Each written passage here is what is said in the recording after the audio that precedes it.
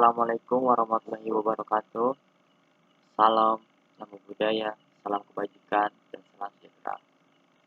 Yang kami hormati Bapak Anas Kambut, selaku dosen pengampu mata kuliah pendidikan kewarganegaraan. Perkenalkan, nama saya Willy Mustafa dari 02 Sakte 015. Saya bertugas sebagai MC sekaligus moderator. Adapun anggota kelompok saya yaitu Ano Wuran Padak Sabon, bertugas sebagai presenter 1, dan El Pridayun yang bertugas sebagai presenter 2. Pada kesempatan ini, kami akan mempresentasikan materi mengenai wawasan Nusantara.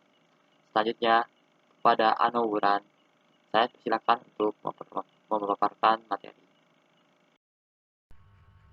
Pengertian wawasan Nusantara. Wawasan berasal dari bahasa Jawa yaitu wawas yang berarti pandangan, tinjauan, dan penglihatan indrawi. Jadi, wawasan adalah pandangan, tinjauan, penglihatan, tanggapan indrawi.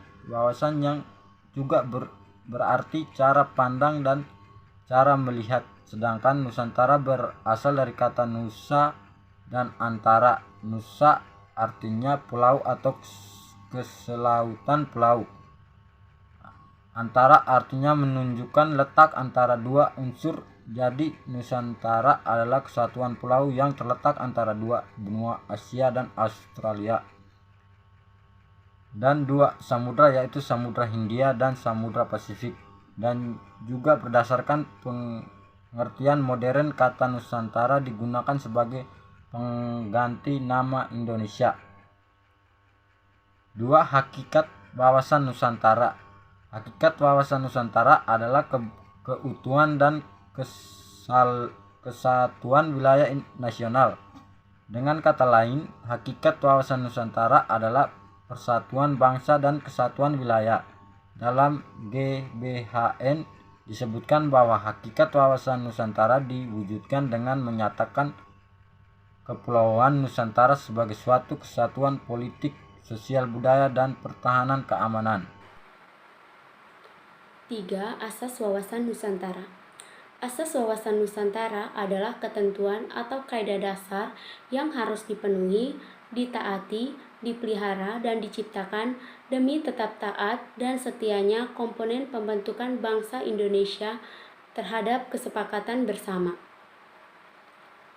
Secara keseluruhan, ada 6 asas wawasan Nusantara yang wajib kita pahami, yaitu yang pertama, kepentingan yang sama, yang kedua, keadilan, yang ketiga, kejujuran, yang keempat, solidaritas, yang kelima, kerjasama, dan yang keenam, kesetiaan.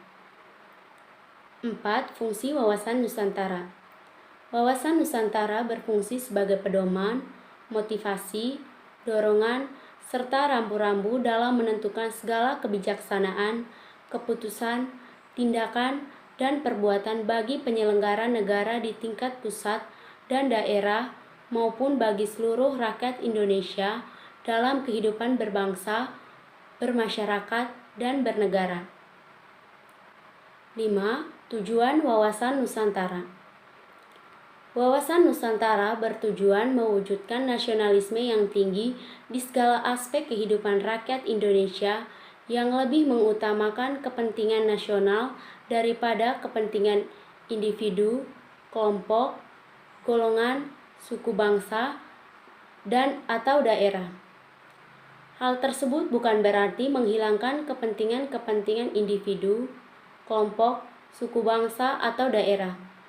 Kepentingan-kepentingan tersebut tetap dihormati, diakui, dan dipenuhi selama tidak bertentangan dengan kepentingan nasional atau kepentingan masyarakat banyak. Nasionalisme yang tinggi di segala bidang kehidupan demi tercapainya tujuan nasional tersebut merupakan pancaran dari makin meningkatnya rasa paham dan semangat kebangsaan dalam jiwa bangsa Indonesia sebagai hasil pemahaman dan penghayatan wawasan Nusantara. Itulah pemaparan materi dari kelompok kami. Dari pemaparan tersebut, kami dapat menyimpulkan bahwa wawasan Nusantara adalah sebuah konsep yang mencerminkan identitas dan keunikan Indonesia sebagai negara kepulauan dengan integrasi persatuan, keragaman, pengelolaan sumber daya alam yang berkelanjutan, dan pandangan kepulauan yang holistik. Indonesia berupaya mencapai pembangunan nasional yang berkelanjutan dan memainkan peran penting di tingkat regional dan global. Sekian, terima kasih.